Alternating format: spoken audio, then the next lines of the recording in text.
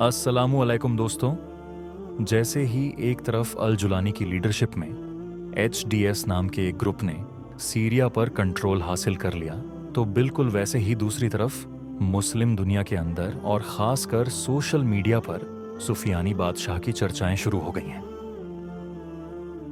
आप में से कुछ ऐसे लोग भी होंगे जो पहले से जानते भी होंगे, और जो नहीं जानते उनको जानकर शायद हैरानी भी हो कि जिस तरह से आज से करीब 1450 साल पहले हुजूर सल्लल्लाहु अलैहि वसल्लम ने आखिरी दौर में यानी क़यामत से पहले हज़रत इमाम मेहदी के ज़हूर की खबर दी थी, साथ ही नबी अलैहिस्सलाम ने हज़रत ईसा अलैहिस्सलाम की इस दुनिया में दोबारा वापसी की भी पेशन गोई की थी।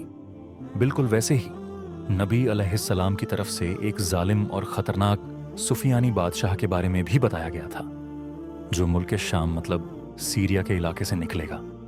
वो बादशाह आलम इस्लाम में बड़ी तबाही मचाएगा और आम मुसलमानों के साथ जो जालिमाना सलूक करेगा उसका तसव्वुर भी नहीं किया जा सकता।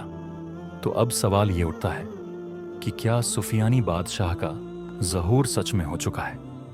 क्या सीरिया के अंदर जो अब नया चेहरा नज़र आ रहा है, मतलब कि यस, अबू मोहम्मद अल जुलानी वही सुफियानी बादशाह है जैसा कि सोशल मीडिया पर लोगों की तरफ से अपने अपने तर्क दिए जा रहे हैं? तो सच जानने के लिए सबसे पहले हमें सुफियानी बादशाह के बारे में जानना होगा। इसको लेकर हदीसों में क्या बताया गया है, ये कैसा होगा, कौन होगा, कब आएगा और इसका मकसद क्या होगा। सबसे पहले आपको बता देते हैं कि इस बादशाह का सीधा कनेक्शन आखिरी दौर से और हज़रत इमाम मेहदी के साथ है।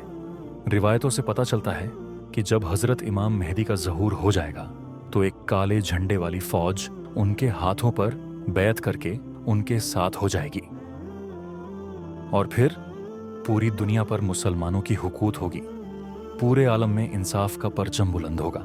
इस फौज के बारे में बताया गया कि ये खुरासान से निकलेगी। इमाम मेहदी की खिलाफत के दौरान ही सुफियानी फितना जाहिर होगा।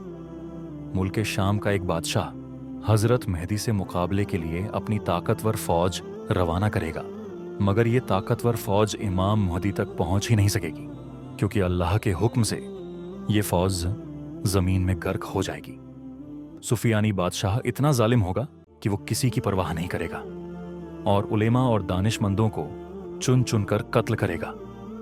यहाँ तक कि उन औरतों को भी नहीं छोड़ेगा जिनके पेट में बच्चा होगा।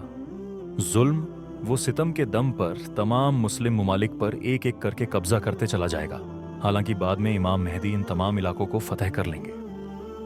रिवायतों में आता है कि सुफियानी बादशाह का चेहरा काफी डरावना होगा। उसके चेहरे पर चेचक की तरह अजीबो गरीब दाने होंगे। अलग अलग सबूतों पर अगर गहरी नजर डालें तो ये मालूम होता है कि सुफियानी का खुरूज रजब के महीने में होगा। ये भी पता चलता है कि इसकी बादशाहत 15 महीने की ही रहेगी। इसी दौरान ही उसकी फौज को जमीन में गर्क कर दिया जाएगा।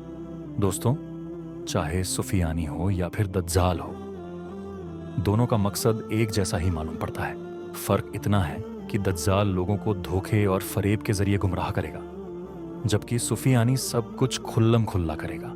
इन तमाम पहलुओं पर अगर नजर डाली जाए तो क्या आपको लगता है कि सुफियानी बादशाह का खुरूज हो चुका है? मेरे ख्याल से तो नहीं, क्योंकि सबसे पहली चीज ये क़यामत के बिल्कुल करीब आएगा। जाहिर सी बात है, अभी हम क़यामत के इतने करीब नहीं पहुंचे हैं। सबसे बड़ी बात ये कि उसके लिए इमाम मेहदी का ज़ाहिर होना भी ज़रूरी है, जो चीज़ फ़िलहाल तो नज़र नहीं आती।